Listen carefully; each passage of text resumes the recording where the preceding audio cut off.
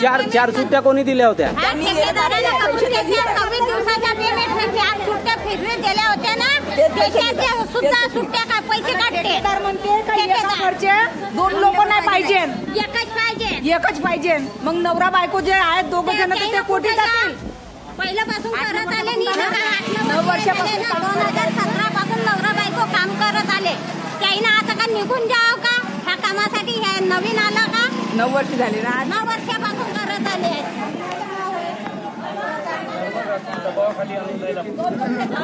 सुट्टी नाही दिली का तुम्हा लोकांना? नाही, अजूनही जाहीर केली नाही आम्हाला सुट्टी.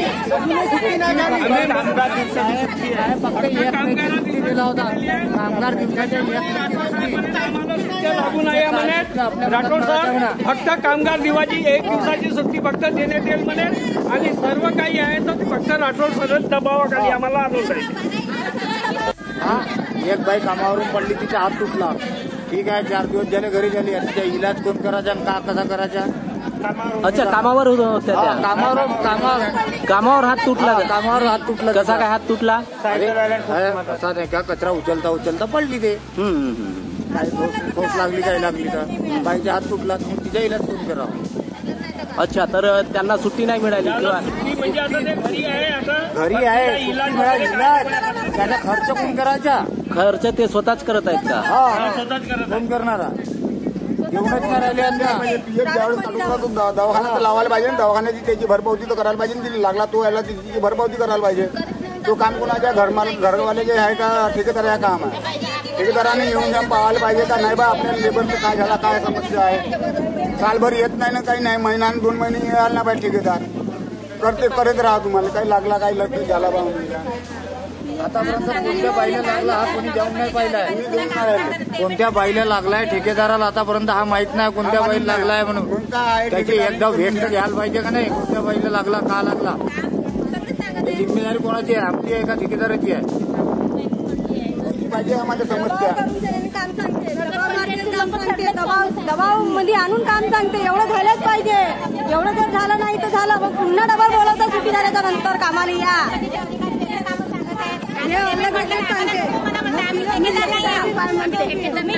पुन्हा पेमेंट आम्हाला मागा नको असे बोलतायत.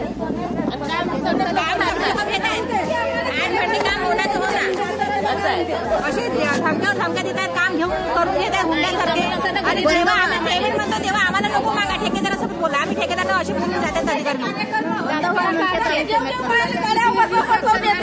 त्याचे काम आम्ही करून सगळ्या साफसफाई करून येतो.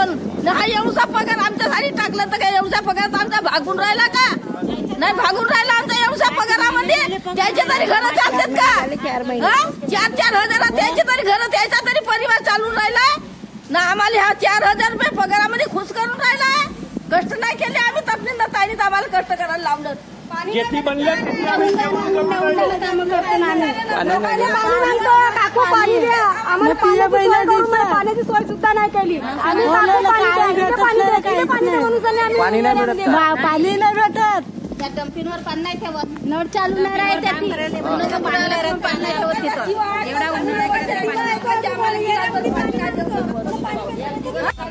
$2,000 पीएफ काढून आल्या. त्याची स्लिप तर भेटायला पाहिजे ना. पीएफची स्लिप दिल्या जात नाही.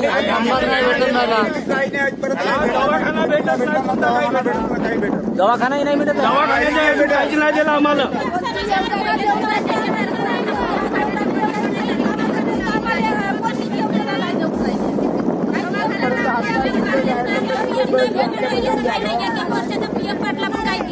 काही भरला बी नाही त्या लोकांनी. 1 वर्षाचा पीएफ चेक केले का तुम्ही? चेक केला आहे. 22 मधला माझा 23 मधला पीएफ काहीच नाही दिसत आहे. 1 वर्षाचा. 1 वर्षाचा पीएफ नाही. नाही. तुमचं नाव काय? सत्यफुला उके. कधीपासून काम करताय? 9 वर्ष झाले आता. 2017 पासून सध्या काम करत आहोत. तुम्हाला पीएफ नाही मिळाला का? पीएफ मिळाला पहिले, पण आता मानकर किती वर्षाचा पीएफ मिळाला? तो काय म्हणते 3 वर्षाचा पहिले उचलला होता. त्यानंतर मानकरनं नाही का माझा पीएफ काढला, पण 1 वर्षाचा काहीच नाही भरला. मानकर कोण आहे ते? ठेकेदार आहे. यांनी पीएफ नाही भरला अजून. नाही, माझा पीएफ नाही भरला. 2-4 लोकांचा पीएफ काढला पण भरला नाही. 2 वर्षाच्या नंतर बदलतो ठेकेदार. नवीन महिन्याला पैसे कटते त्याच्यासाठी पण दवाखाना लागू नाहीये. दवाखान्याचे पैसे कटतात का?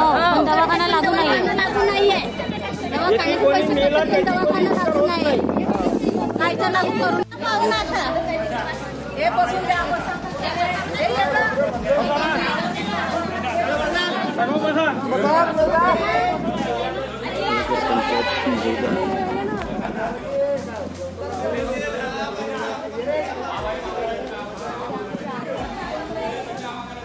नमस्कार मित्र, आपण नगरपंचायत मौद्याला आलेलो आहोत आणि सफाई कर्मचारी इथं बसलेले आहे सगळे. आणि हे मौदा नगरपंचायतला कंत्राटदार संस्थेकडे सफाई कर्मचारी आहेत आणि या सफाई कर्मचाऱ्यांच्या अनेक विविध समस्या आहेत. यांना 2 महिन्यापासून पगार मिळालेला नाही आहे. 4 महिन्यापासून यांना पगार मिळालेला नाही आहे. 90 रुपये रोजी टाकला नाही. आणि प्रशासन ज्या प्रकारे यांना पगार द्यायला पाहिजे तो देत नाही आहे.